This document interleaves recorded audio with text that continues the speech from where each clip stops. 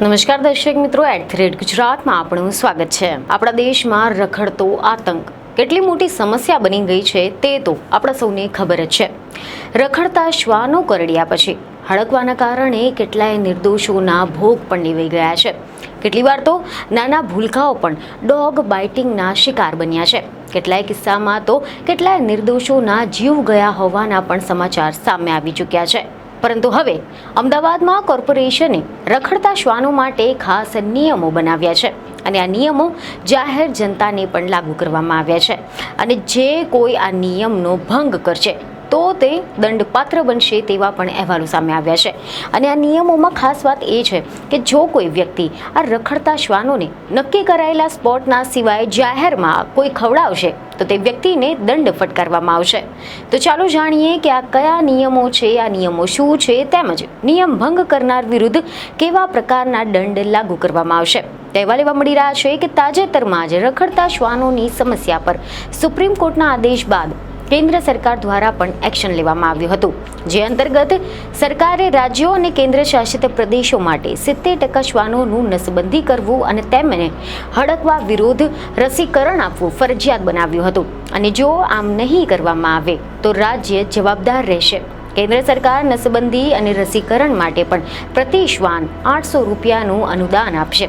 એટલે કે હવે રાજ્યો અને કેન્દ્ર શાસિત પ્રદેશો માટે ફરજિયાત બનાવવામાં આવ્યું છે કે તેમને ઓછામાં ઓછા 70% શ્વાનોને હડકવા વિરોધી રસી આપવી પડશે અને નસબંધી પણ કરવી પડશે।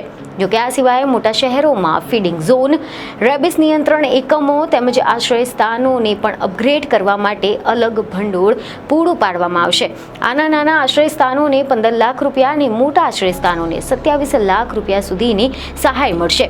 પશુ હોસ્પિટલો તેમજ આશ્રય સ્થાનો માટે એક વખત 2 કરોડ રૂપિયાની ગ્રાન્ટ પણ આપવામાં આવશે। તો હવે આ આદેશ હેઠળ અમદાવાદ મ્યુનિસિપલ કોર્પોરેશન એટલે કે AMC દ્વારા એનિમલ બર્થ કંટ્રોલ અંતર્ગત SOP એટલે કે સ્ટાન્ડર્ડ ઓપરેટિંગ સિસ્ટમ જાહેર કરવામાં આવી છે। સમાચાર એવા સામે આવ્યા છે કે આ જાહેર કરાયેલા SOP અનુસાર શ્વાનોને ખવડાવવા માટે પણ સોસાયટીએ જ ફીડિંગ સ્પોટ નક્કી કરવાના રહેશે, જેમાં બાળકોની રમવાની જગ્યા હોય, લિફ્ટ હોય, અવરજવરની જગ્યા હોય, જ્યાં વૃદ્ધોની બેસવાની જગ્યા હોય, આ જગ્યાએથી ફીડિંગ સ્પોટ દૂર બનાવવા પડશે।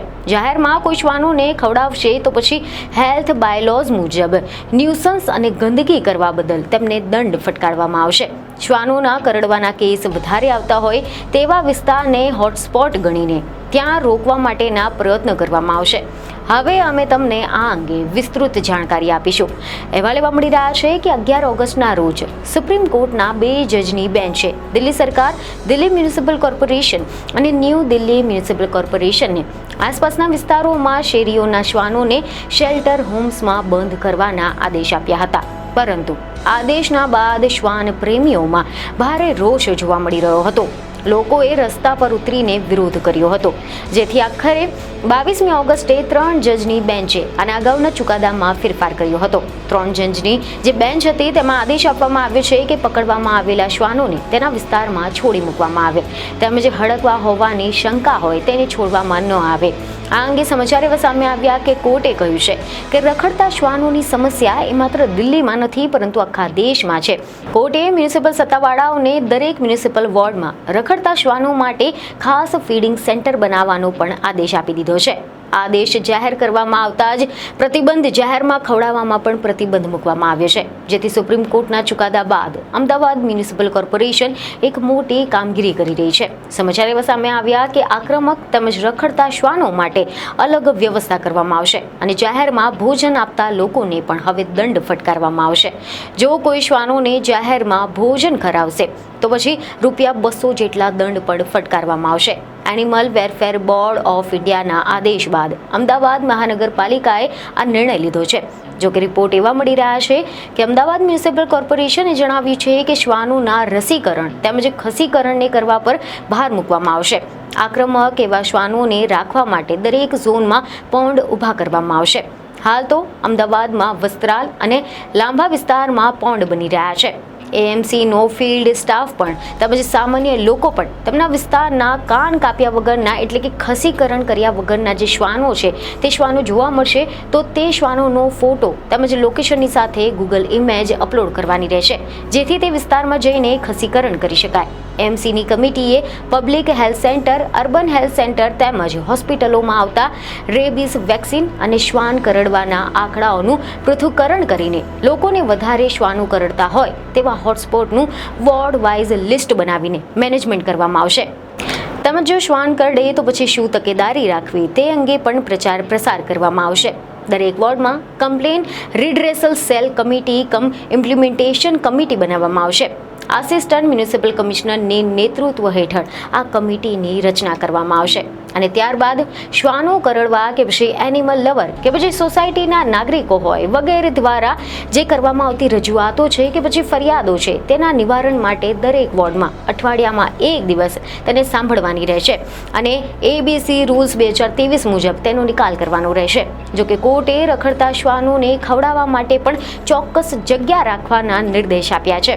કોર્ટે જણાવ્યું હતું કે શ્વાનોને જાહેર સ્થળે ખવડાવી ન શકાય, જેથી કરીને અમદાવાદ મ્યુનિસિપલ કોર્પોરેશન દ્વારા જાહેર કરાયેલી SOPમાં પણ રહેણાંક સોસાયટીઓને ફીડિંગ સ્પોટ નક્કી કરવાની જવાબદારી આપવામાં આવી છે, જે આગામી અઠવાડિયાથી આ નિયમો લાગુ થઈ શકે છે.